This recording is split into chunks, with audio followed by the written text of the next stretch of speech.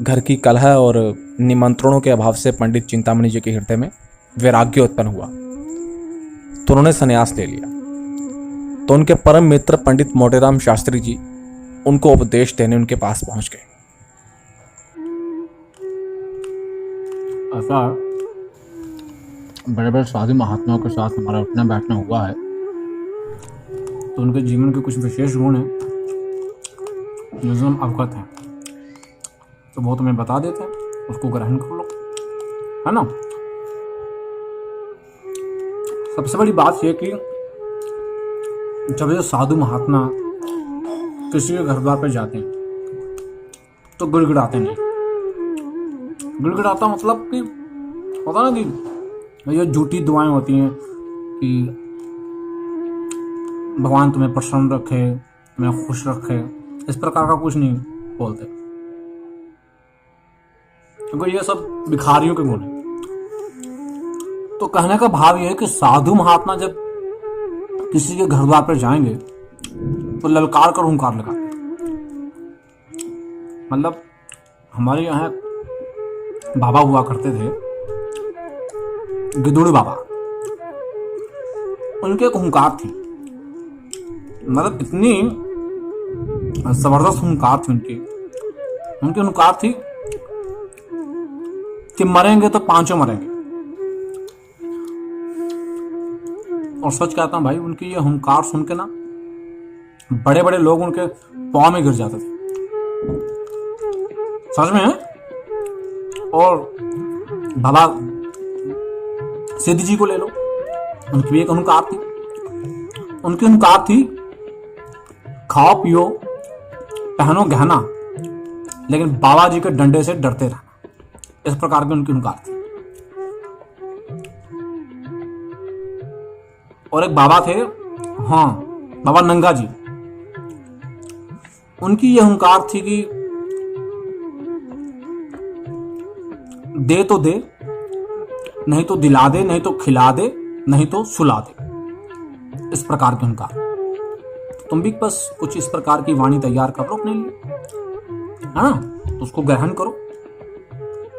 किसी के घर द्वार पर जाओ तो बड़ी ललकार के साथ ऐसी वाणी बोलो।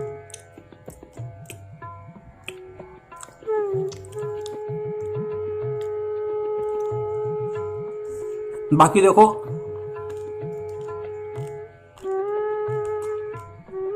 बहुत सारा समय हम दोनों ने साथ बिताया है, बहुत गहन मित्रता रही हमारी, बहुत सारे भोज हमने साथ किए। मतलब ये भी एक बात थी कि जिस निमंत्रण में हम तुम जाते थे तो वहां पर दो चार पत्र लड़ झगड़ कर हम ले ही आते थे। तुम्हारे बिना रंग तो नहीं जमेगा, लेकिन चलो, अब तुमने जो मार्ग चुन लिया है उस पर चलो। भगवान से यही प्रार्थना करेंगे कि भगवान तुम्हें नई नई सुगंधियों से परिचित करवाए, है ना। अच्छा, मेरे लिए भी कोई वाणी तैयार करते? हाँ, तुम्हारे लिए वाणी बनाए देते। तुम्हारे लिए ये वाणी अच्छी रहेगी, दे दे नहीं तो चढ़ बैठेंगे, दे दे नहीं तो चढ़ बैठेंगे, ये वाणी प्रयोग करो। अच्छा, वाणी में अगर मैं थोड़ी कांट छांट कर लूं, हाँ, अपने हिसाब से जैसी कोई कांट छांट करनी है कर लो, तो उसमें क्या। मतलब जैसे मैं सोच रहा था कि मतलब मैं ऐसे बोल लूं कि नहीं दोगे तो चढ़ बैठूंगा।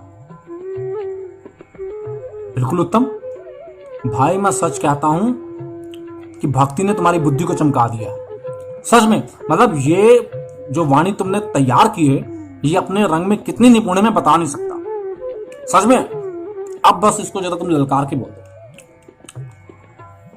प्रयास करता हूं एक बार।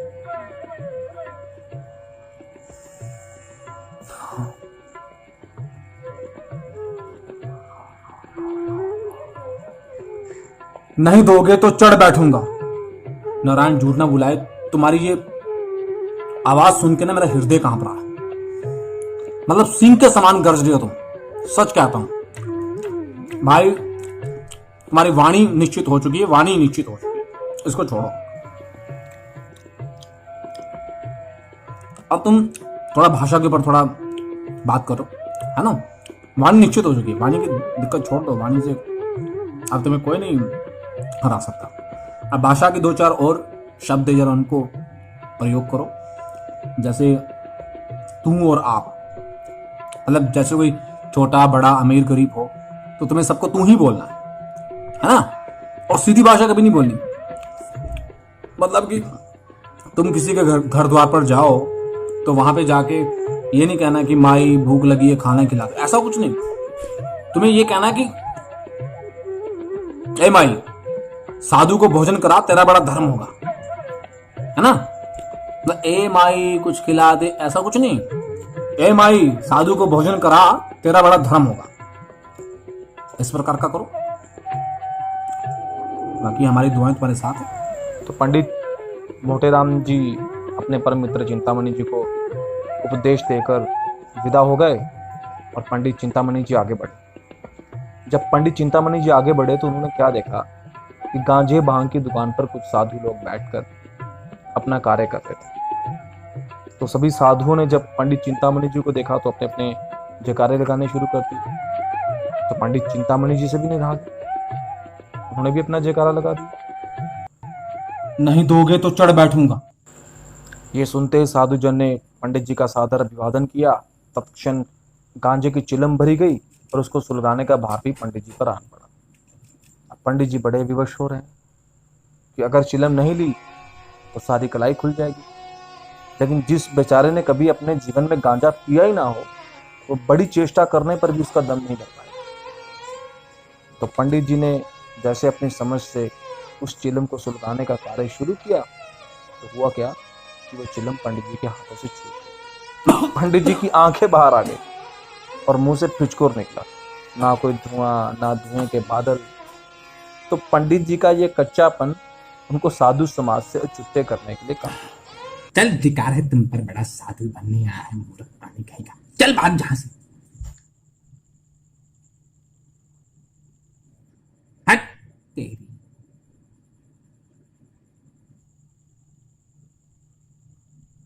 माया है संसार प्रभु जी, माया है संसार, माया है संसार प्रभु जी, माया है संसार। गांजे भांग का स्वाद न जाने, तुझ पे है धिक्कार भ्रम जी। माया है संसार सवलिया, माया है संसार।